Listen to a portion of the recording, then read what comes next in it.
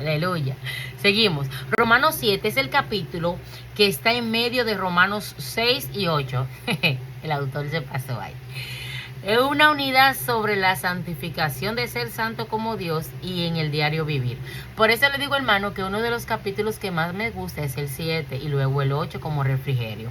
Porque el 7 es como una lucha que tiene el ser humano constante y ahí no lo podemos relacionar. El capítulo 7 nos golpea.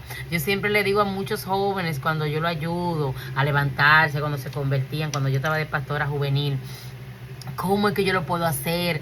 ¿Cómo es? Pero yo estaba joven también en ese tiempo. Y yo digo, ¿usted sabe cómo yo lo puedo hacer? Yendo a Romanos 7 y tratando de ir también inmediatamente a Romanos 8 para que me ayude esas palabras y que me den consuelo de que no es que yo soy lo porque tengo situaciones de ataque, sino que todo la pasamos porque el apóstol también lo pasó. Entonces es importante tener esa parte. Aquí dice, la clave para entender Romanos 6 y Romanos 8 es reconocer el contraste bajo la ley y bajo la gracia. Bajo la ley significa estar bajo el antiguo pacto y bajo la gracia significa estar bajo el nuevo pacto. Varios versículos en Romanos 6 y en Romanos 8 hacen un contraste entre estar bajo la ley y estar bajo la gracia, que nosotros ya lo hemos estudiado. Vamos a tomar dos de este. Vamos a tomar Romanos 6:14, dice, pues no estáis bajo la ley, sino bajo la gracia. Vamos a tomar acá Romanos 7:6, pero ahora estamos libres de la ley por haber muerto para aquella en que estábamos sujetos, de modo que sirvamos bajo el régimen nuevo del espíritu y no bajo el régimen viejo de la letra. Este está ya en Romanos 7 y la que leímos anteriormente, pues no está bajo la ley, sino bajo la gracia, está en Romanos 6. O sea que ellos, en Romanos 6, nos sigue dando refuerzo aquí en Romanos 7 con el tema de la gracia y el tema de la ley. Ahí vemos el cuadro, que ese cuadro, como le decía, no fue parte de la clase, ya que de la tarea, ya que las respuestas son sencillas y son la misma. Ahí podemos ver el libro a su mano izquierda, la pregunta en la mano central de la izquierda y en el centro de la mano derecha tenemos ahí el libro y las respuestas. Vamos a escoger una, por ejemplo, Romanos 6:1, que ya la hemos mencionado durante 3 clases pasadas. Perseveraremos en el pecado para que la gracia abunde. De ninguna manera o en ninguna manera, porque ya hemos muerto el pecado y no vamos a volver a vivir en él. Así que ya usted sabe, esa es una de las respuestas. Y aquí podemos ver la pregunta del punto A, que dice pregunta.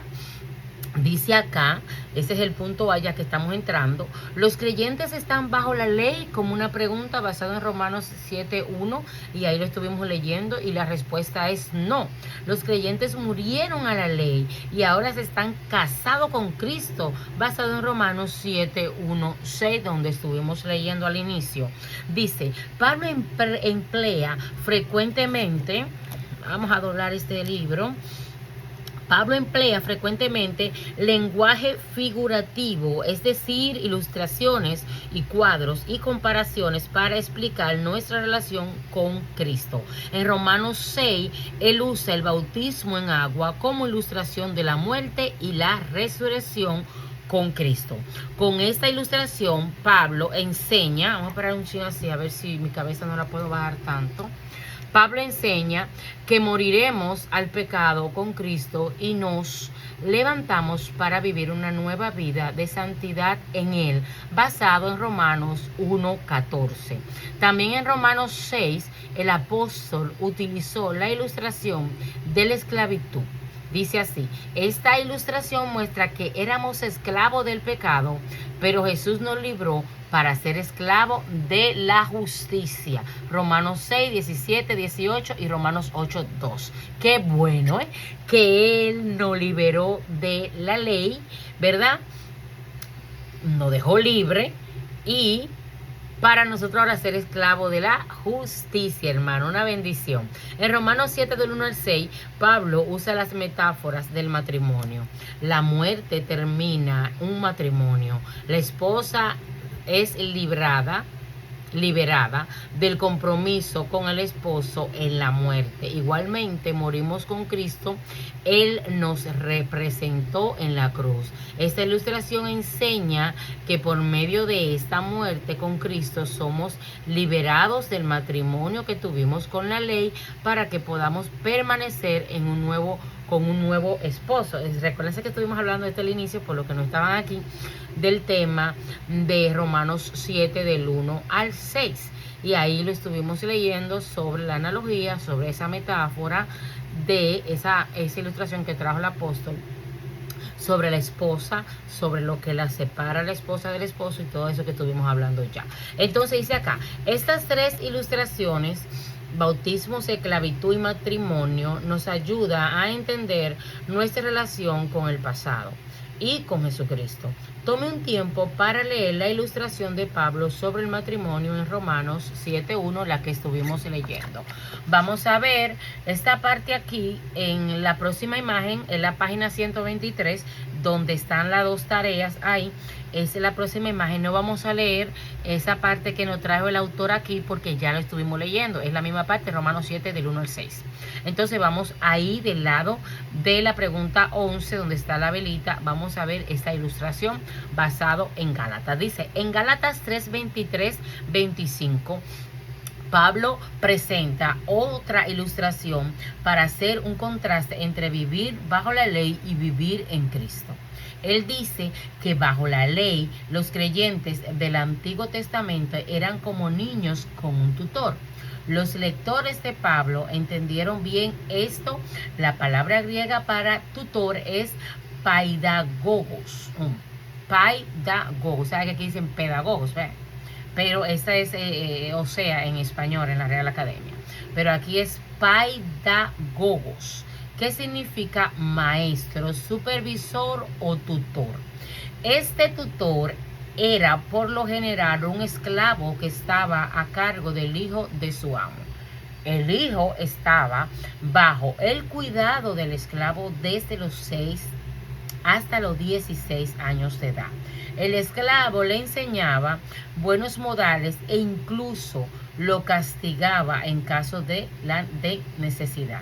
Caminaba con él a la escuela, la llevaba de su bolso. Había un lugar especial en la escuela para que esos esclavos tutores esperaran. Al terminar el día, el tutor caminaba a la casa con el niño, le hacía preguntas sobre sus lecciones y lo guiaba para recitar su tarea de memorización. El tutor formaba al niño para el futuro. Igualmente, el rol de la ley era enseñando, que aquí fue que le voló la cabeza a ustedes, era enseñarnos que la salvación por la ley es imposible. Amén. Y llevarnos a Cristo. Pero ahí ustedes pudieron ver que el inicio de esta parte era en Gálatas, como decía Mami cuando explicó su parte, pero siempre trayendo la misma parte de Romanos, pero con ese refuerzo que quería entender más por medio del libro de Gálatas. Ahí podemos ver, ya ustedes estuvieron hablando de esa parte, por eso es que yo se la traigo antes, las tareas, para que ustedes se desarrollen y aprendan y me enseñen también, porque sus puntos son importantes para los maestros. El maestro que no reconoce esto es porque es un maestro que es una persona que no tiene mucho orgullo y no reconoce el crecimiento de sus estudiantes. Cuando el estudiante crece, el maestro crece. Cuando el estudiante sale preparado de esa materia, vamos a hablar de lo a nivel bíblico, a nivel cristiano espiritual, es que uno se siente feliz. A nivel secular, el maestro, wow, cuando es un maestro bueno, que no son estos maestros que lo hacen por dinero, se lloran cuando ven a sus estudiantes graduados. Es una felicidad preciosa. Entonces aquí podemos ver que en la tarea que tuvimos ahí, vamos a recordarle esa parte, tenemos el resumen de lo que enseña esta ilustración sobre la ley de la gracia. Vamos a tomar la primera, Gálatas 4:21, porque Pablo usó la ilustración de Agar y Sara como una pregunta. Y estábamos a la parte, bueno, la última, vamos a tomar la última, Gálatas 4:31. ¿Cuál es el punto principal de Pablo? Una pregunta, ¿cuál es el punto principal de Pablo? Los que están bajo la ley son esclavos y los que están con la fe en Cristo son, ¿qué? Son libres, amén. Así que ya ustedes saben, mis amados hermanos, esa fue la tarea que ustedes hicieron. Aquí debajo al final, después del último cuadro, dice, estoy tratando de moverme, subir un poco, pero pesa el libro, hermano, para tener lo que, no tener tanto el cuello, porque ya ustedes saben que mi cuello está un poco afectado. Entonces acá dice, reconozca el propósito de Pablo en Romanos 7:1-6. Él está enfatizando que la vida ha cambiado. Solíamos ser esclavos del pecado bajo la ley. En aquel entonces nuestro fruto era malo, pero Cristo nos ha librado para vivir vidas santas y para llevar buen fruto. Pablo declara el punto principal de Romanos 7 en el versículo 6. Amados, terrible. O sea, qué lindo. Por eso es que yo le digo que el libro de Romanos a nosotros nos lleva, de verdad, hermano. El apóstol Pablo con todas sus cartas es algo tan bonito, es algo que a veces no golpea, pero qué bueno que no golpea. Porque en esa parte de golpearnos también nos ayuda. Por eso es que los padres corrigen a sus hijos. Y cuando lo corrigen con amor, aunque en muchas ocasiones un tablazo no es amor, hermano. Cuando lo corrigen con amor, pues ya usted sabe, una corrección con amor, aunque le den sus latigazos, en sentido figurado, duele, hermano. Pero qué bueno cuando nuestros padres nos corrigen y nos dirigen, y así nuestro Padre Celestial, por vía de su palabra, por vía del apóstol Pablo en este caso, nos enseña que nosotros ya somos libres por Cristo, que nos ha libertado para vivir una vida santa. Pero después de ese sacrificio, ¿cuál es nuestra parte, hermano? Guardarnos para Él, mis príncipes. Amados, princesas y príncipes que están aquí escuchando este video, y mis amadas que están aquí, hermanos, vamos a conservarnos, vamos a pelear contra viento y marea para poder estar firmes, hermanos, porque ya el sacrificio más grande fue hecho y tú no tuviste que pagarlo, no tuviste, fue por gracia. Ahora, ¿qué vamos a tener nosotros que pagar? Ya usted sabe, hermano, la consecuencia y luchar con esta carne. Aquí tenemos en la página 124, que es la imagen, el número, creo que la número 5. No se la voy a contar esta vez porque sabemos que en la clase, en la repetición de la clase no llegaron bien. Ahí podemos ver la pregunta B. Ahí terminamos ya lo que es la pregunta A. Recuérdense que la acabamos de tener ahí, que era... los creyentes están bajo la ley. Esa es como una pregunta. Y la pregunta B es, ¿la ley es pecado? Basado en Romanos 7:12. Respuesta, en ninguna manera. La ley a la verdad es santa y el mandamiento santo, justo y bueno. Hermano, esto es como que tener una discusión de lo mismo. Pero no me voy a... No, lo que pasa es que hay un contraste. Pero en un lado me dice que la ley es mala y en otro lado me dice que es buena. Dice la palabra que la ley a la verdad es santa, hermano. Sí, y el mandamiento santo también tenemos que obedecer. Recuérdense que también estamos hablando aquí que tenemos dos clases de ley. Amén. Así que ya usted sabe, esta ley que nos lleva a Cristo y la ley que nos lleva continuamente al pecado. El Señor reprende esa parte, que es la que el apóstol habla aquí en este mismo capítulo. Los enemigos de Pablo decían que él no respetaba la ley de Moisés. Los acusaban falsamente de no tener en cuenta esta ley. Ellos calumniaban a Pablo declarando que él decía, hagamos males para que vengan bienes y gracia, basado en Romanos 3:8. Decían que Pablo criticaba a la ley de Moisés y que apartaba a la gente de ella. No era eso. Lo que pasa es que Pablo tenía el conocimiento y tenía el entendimiento, porque él tenía la revelación de esas cartas que ya hoy tenemos. Él sabía cuál era la diferencia y qué pasó bajo el tema de la ley y qué pasó después en la gracia. Amén. Así mismo, hermana, Mateo 5:17, así mismo, María Lourdes, así mismo es. Sí, ahí lo confirma. Entonces, aquí dice, por el contrario, Pablo decía, así sirvo al Dios de mis padres, creyendo todas las cosas que en la ley y en los profetas están escritas. Por eso es que yo digo, ¿y por qué lo perseguían si él mismo se escribió esta parte en Hechos 24:14? Así sirvo al Dios de mis padres, creyendo todas las cosas que en la ley y en los profetas están escritas. Claro que sí, que él creía, solo que el hombre mismo la tergiversaba y le daba más prioridad a la ley de Moisés que a la salvación por medio de Jesucristo. Esa era la discusión. Pero ellos, para poder tener notoriedad y también engañar la mente de los demás, pues lo decían de esta parte y lo atacaban. Anteriormente, Pablo escribió que la gracia no suprime ni elimina la ley. Más bien, la gracia confirma la ley, basada en Romanos 3:31. Y en Romanos 7:25, vamos a estar leyendo por allá en las próximas clases, Pablo defiende la ley, pero él pone la culpa sobre el pecado. Ok, defiendo la ley porque esa fue la que conocimos, aunque no estaba en ese tiempo, fue la que nos hizo conocer lo que era el pecado y la que nos hizo respetar. Pero yo le doy la culpa al pecado, más dice el apóstol, basado en los capítulos, el capítulo 7 y los versículos a continuación en las próximas clases. Romanos 7:12 comienza con la pregunta: ¿la ley es pecado? ¿La ley es pecado? Es decir, ¿la ley es mala? Este pasaje termina con la respuesta completa. La ley a la verdad es santa y el mandamiento santo y justo y bueno. Por esa razón, la persecución y el ataque que tenían en contra de Pablo caía por el piso porque no tenían razón, porque en la misma palabra él la defendía. Mientras estudiamos Romanos 7, del 7 al 12, veamos los 5 puntos principales o principios que Pablo declara. Aquí vamos a ver esos principios que vamos a tener ahora. Vamos a verla ahora. Principio 1. La ley de Dios revela el pecado. Romanos 7:7. Vamos a repetir esta parte. ¿Qué diremos pues? ¿La ley es pecado? En ninguna manera. Pero yo conocí el pecado sino por la ley. Pero yo no conocí el pecado sino por la ley. Porque tampoco conociera la codicia si la ley no dijera no codiciarás. Entonces, la parte es que no hizo entender lo que era pecado. Amén. Y por eso tenemos que respetar esta parte. La ley de Dios no es pecado. Por lo contrario, revela y define y explica qué es el pecado y de qué no debemos de cuidar. La ley es como una luz que brilla sobre el pecado para que podamos verlo con claridad. Mire aquí esta parte que está en el cuadrito ahí abajo de la pregunta 20. Dice: la ley de Dios revela lo que es bueno y lo que es malo. Por eso que tenemos que nosotros estudiar conforme a la ley, hablando sobre este tema, no quitarle su importancia y no reconociendo lo que sí hacían aquellos en las enseñanzas falsas, como los fariseos, ¿verdad?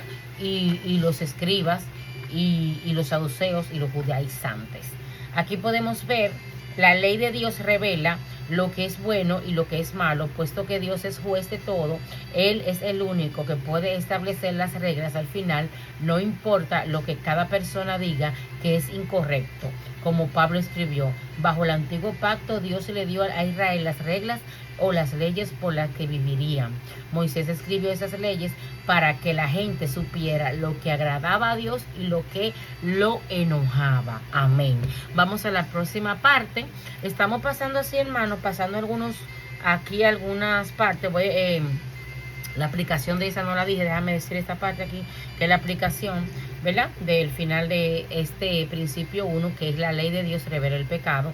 Dice: la ley del Nuevo Testamento no exige obedecer la letra de la ley del Antiguo Testamento, tales como los sacrificios de animales. Usted ve, hermano, por eso es que tenemos que tener cuidado, que hay personas que quieren llevar supuestamente todas las leyes, pero como le dije al inicio de la clase, es imposible, y aquí hay una de las razones. Amén. Era tales para el pueblo de Israel, era para aquellos tiempos, era para aquella cultura y por lo que Dios estaba tratando por el corazón de ellos, hermano, por lo que había dentro de ellos después de su esclavitud y después de su éxodo.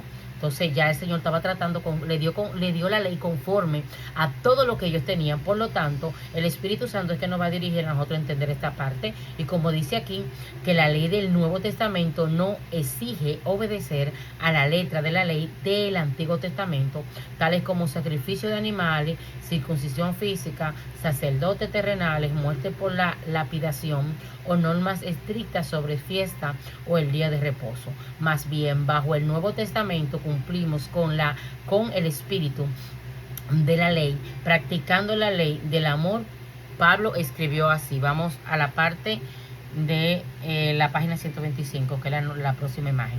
No Pablo escribió eso en Romanos 13, 8, 10. Vamos a leer esa parte ahí. Dice, no debáis a nadie nada, sino que el amaros unos a los otros, porque el que ama al prójimo ha cumplido la ley. ¿Usted escuchó? Es que es la ley del amor. Por eso es que esa es la parte que decíamos que no se puede llevar la ley del Antiguo Testamento en su totalidad en torno a lo que se vivía en aquellos tiempos. Sino es que amar a tu prójimo, y aquí se cumple todo. De ahí es que va a salir lo que yo debo y lo que no debo hacer en contra o a favor de mi prójimo. Porque no adulterarás, no matarás. Recuérdense que el alumno me está dando ahí porque tengo esto aquí para mantener el cuello. Ajá. Dice acá, no adulterarás, no matarás, no hurtarás, no dirás falsos testimonios, no codiciarás, y cualquier otro mandamiento en esta sentencia se resume ¿a qué, hermano? Amarás a tu prójimo como a ti mismo, Dios mío. ¿Cómo es que el Señor, por medio de su palabra, nos afirma algo que debemos de hacer y la cual muchas veces no cumplimos? No lo estamos haciendo en su totalidad y tenemos que pelear con eso, hermano, como le dije al inicio. Vamos a darnos a Rosa, a darle a María, a darle a Giovanni. Vamos, pam, pam, pam. ¿Qué te pasa? Porque te hizo esto y esto. ¿Tú sabes lo que me pasa a mí cuando yo tengo una situación con alguien?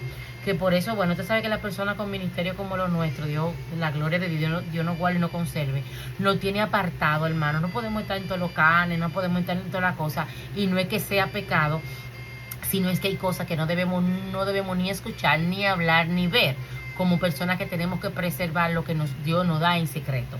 Entonces, aquí vemos esta parte. Amarás a tu prójimo como a ti mismo. Cuando tu prójimo te maltrata, cuando tu prójimo te habla mal, cuando tu prójimo te hace un lío tan grande que tú piensas que el alma se te va a salir porque te metió en un problema o whatever, no me da cualquier cosa. Entonces, ¿cómo Rosa maneja eso? Bueno, yo digo, espérate, vamos a hablar de este tema, sierva. No. Espérese. Ore, yo voy a orar. Cuando voy delante del Señor, le digo, Señor, ayúdame a hablar con este tema, y si Él tiene la razón, vamos a dársela. Y si yo tengo la razón, espero que Él me la dé. Y aunque no me la dé, no voy a traer contienda con este tema. Hermano, aprenda eso. Yo lo aprendí del Señor. Váyase delante de Dios antes de usted instalar una discusión por defensa, o tenga usted la razón o no la tenga. Váyase delante de Dios y pregúntele a Dios, ¿es correcto que yo vaya ahora con esta ira, con este pique que yo tengo? Ahí no se va a aplicar lo que dice aquí Romanos 13, 8, 10. Amarás a tu prójimo como a ti mismo. ¿Por qué? Porque te gustaría que en ese momento a ti mismo te trataran diferente. Entonces, el punto es de la ley del amor, como el autor está poniendo aquí, y aquí certifica que aquí es que se ha cumplido la ley, en que amarás a tu prójimo como a ti mismo. Entonces, hermano, el punto aquí de no adulterarás, eso se quedó en la cultura, eso se quedó en el pueblo de Israel. No, hermano, eso es parte de las cosas que nos desconecta con Dios. Por eso que en este tiempo, como le digo, hay personas que quieren llevar lo que les conviene. Bueno, como no se va a hacer el sacrificio de los animales en este tiempo, bueno, pues también vamos a quitar lo que es no adulterarás. Señor, reprenda, vamos a adulterar, vamos a mentir. Vamos a, ya usted sabe, a desvivir a personas, porque bueno, hay unas cuantas cosas que ya no se hacen, pero otras tantas sí se pueden hacer. No, tenemos que tener el conocimiento y el entendimiento de las cosas que nos hacen conectar con la ley del amor. Como le decía al inicio, ¿cómo sabemos que no debemos hacer algo basado en las leyes pasadas y en el tiempo de la gracia conforme a este tiempo? Bueno, hermano, nosotros no podemos venir a cambiar. No hurtarás, no vas a hurtar, no vas a robar, no vas a engañar, no vas a adquirir beneficio con usura. El cristiano tiene que ser diferente como la persona del mundo en este tema. ¿Entiende usted? Entonces, ¿cómo tú vas a tratar el tema para sobrellevar al prójimo, sea culpable o inocente? Recuérdate esta parte: amará a tu prójimo como a ti mismo y se cumplirá la ley del amor. Dice acá, el amor no hace mal al prójimo. Ahí está. Pero aquí no me dice, y si el prójimo me hizo esto y esto. No, hermano. La ley no hace mal, el amor no hace mal al prójimo, es la ley del amor, hermano. Amarás a tu prójimo como a ti mismo. Amén. Entonces, así que el cumplimiento de la ley es el amor. Para poder nosotros entender que la ley que vamos a traer del pasado a nuestro tiempo es el amor, hermano, y cumpliendo, sabiendo lo que es pecado y lo que no es pecado. Entonces, dice Romanos 7, 14, 25, Pablo explica que no podemos obedecer la ley de Dios en nuestra propia fuerza, y en Romanos 8 él explica que por medio de Cristo y del Espíritu Santo Dios nos capacita para vivir de una forma que agrade a Dios. Hermano, usted escuchó, ¿cuál es la clave de todas las cosas en torno a nuestra dirección? ¿Cuál es el GPS? ¿Cuál es la razón después de Dios de nuestra estabilidad espiritual en esta tierra? Es estar dirigido por el Espíritu Santo de Dios. Es estar en una coinonía, una conexión con lo que a Él le agrada y no le agrada. Que a mí Dios no me advierte por el Espíritu Santo esto. Pero si tú no tienes una relación íntima con el Señor, ¿cómo tú vas a entender que el Espíritu Santo te está reprendiendo de tal caso? Si es que tú no lo escuchas, no lo buscas y tampoco te importa. Cuando digo de tú, no vamos a generalizar, sino tomando el ejemplo de una persona que no lo esté haciendo. Entonces dice, Pablo respeta las leyes del hombre, del gobierno. Sin embargo, él sabía que al fin solo hay un solo juez, que es un solo juez justo. Primera de Corintios 4:3-4 dice, yo en mi poco tengo el ser juzgado por vosotros o por tribunal humano, y ni aun yo me juzgo a mí mismo, porque aunque de nada tengo mala conciencia, no por eso soy justificado. Pero el que me juzga, ¿quién es el Señor, hermanos. Todos nosotros seremos juzgados ¿por quién? En ese tribunal celestial, por nuestro Dios. Ahí es que va a haber la cosa buena, hermano. Ese día llegará.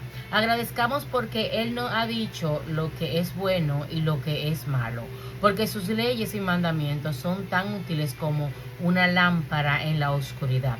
Sus leyes nos muestran el camino errado y el camino correcto.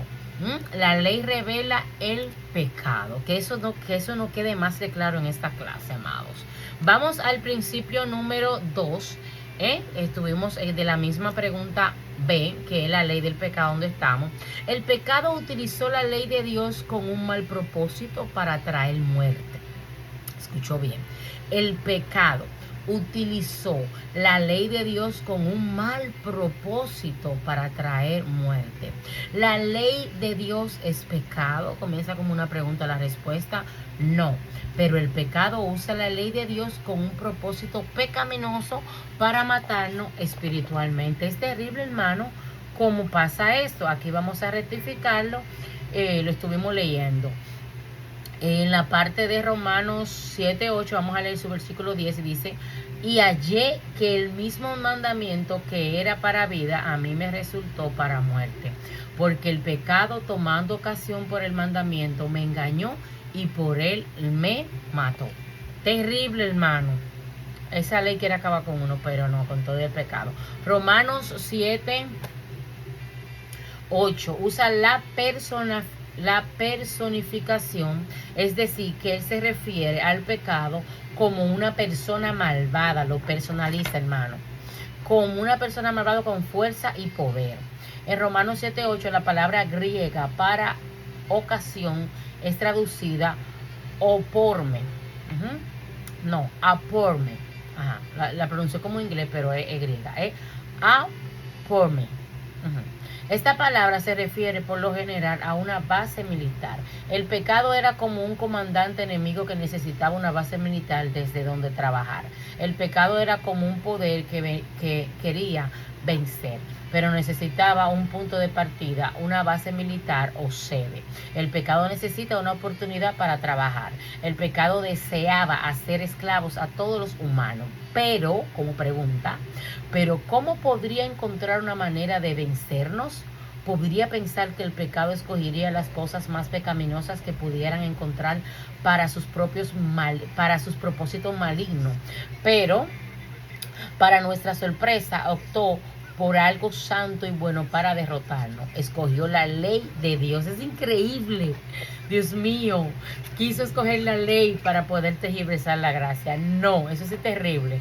Dice acá, mas el pecado formando ocasión por el mandamiento produjo en mí toda codicia, porque sin la ley del pecado está muerto. Romanos 7 del 7, 8, perdón. Hermano, qué terrible, de manera que el pecado usó el mandamiento para derrotarnos. En ninguna manera usó la ley para despertar los deseos pecaminosos en nosotros. Lo que, hermano, usted no se da cuenta que lo que se le prohíbe a muchas personas es lo que la persona quiere hacer, incluso a los niños. Se le prohíbe algo, allá va el muchachito a hacerlo. No haga esto, no. Ahí va el muchachito a hacerlo. Terrible. Vamos a continuar en la próxima.